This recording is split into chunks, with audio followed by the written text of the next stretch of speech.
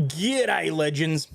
Let's pull up a chair and grab a cold one. It is time to tear into some of the dumbest legal myths that continue to float around like a stale fart at a barbecue.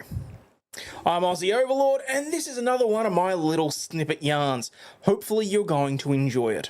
No! God, please, no! No!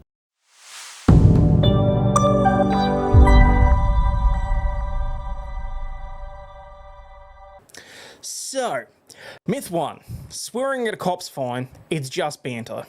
Oh, you sweet, naive little bastard. You reckon you can tell a cop to shove his baton where the sun don't shine and waltz off, citing your rights? Nah, mate. This ain't the USA with your fancy First Amendment. Down here, public order offences, like under the Summary Offences Act, say that you can cop a fine or even a night in jail for offensive language in public. She used offensive and violent language that violated my rights as an individual! What exactly is offensive? It's whatever the cop reckons while he's having a shit day. So it really can just depend on what they had for breakfast. Myth 2. If it's on the internet, it's fair game to use. Every dickhead with a Wi-Fi connection thinks that they can nick a photo of a tradie's cracked ass off Google and slap it on their dodgy ute repair website. Well, that's just plain wrong. Copyright law in Australia, cheers to the Copyright Act 1968, says that if you didn't make it, you don't own it. Downloading films is stealing. If you do it, you will face the consequences. Fair use? Nah, we've got fair dealing, and it's tighter than a fish's asshole. You can use it for research, satire, or news, but flogging it for your own shitcoin scam? That's a paddling from the courts. Stealing online pics is a bit like rooting your mate's missus. Technically possible, but you'll cop a legal fist to the face. Myth number 3.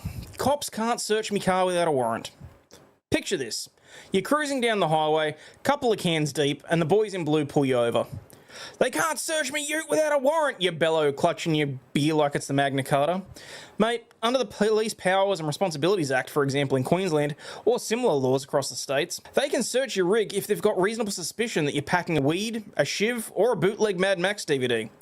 No warrant needed. Reasonable suspicion is looser than a politician's promise. Just the smell of dope or a dodgy mullet is enough. Last month, some clown in Perth got his car tossed because he had a Fuck Dan Andrews sticker.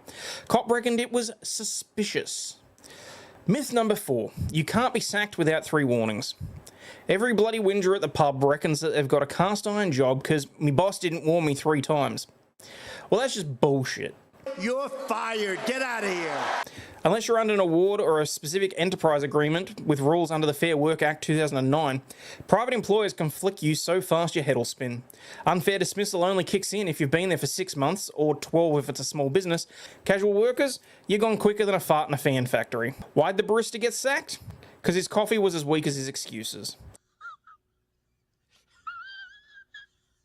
In the US, they've got at-will employment. Here in Victoria, it's not that brutal, but it's close. Myth number 5. Squatters' rights let me claim an empty joint. Some hippie wanker's been binging Squatter's Handbook and reckons that he can claim a derelict shack on Bondi. It's called adverse possession, and yeah, it's a thing under the Real Property Act or the Limitations of Actions Act, but you've got to squat for between 12 and 15 years uninterrupted with no permission and not get caught.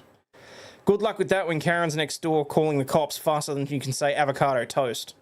A bloke in Tassie tried it in 2023. The court booted him out quicker than Usain Bolt with a rocket up his ass. Let's face it, squatters' rights are like a one-night stand. Fun till the owner comes home and chucks you out naked. Stop it. Get some help. Myth number 6. No will, no worries. You can cargo without a will, and every idiot thinks that their estate's going to magically divvy up to a fair go like a pub raffle. Wrong, you lazy prick. The Administration and Probate Act or similar legislation steps in. Your missus might get a chunk, the kids split the rest, and the mate who let you $500 gets jack shit. Just look at the estate of Mackenzie from 2020. Bloke died intestate, meaning he died without leaving a will, and his sister's ex-husband somehow scored the lot. Make sure you write a will, or it's a legal shit fight. Dying without a will's like leaving your pants down at a funeral. Everyone's pissed off and someone's getting fucked. Well, there you go. 6 myths smashed like a pie at a footy match. Aussie laws are a bloody minefield, and the pollies love keeping us guessing while they sip their lattes in Canberra.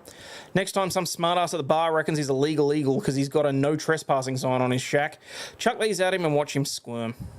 Got a myth that I missed? Lob it my way and I'll tear it apart faster than a shark on a surfer.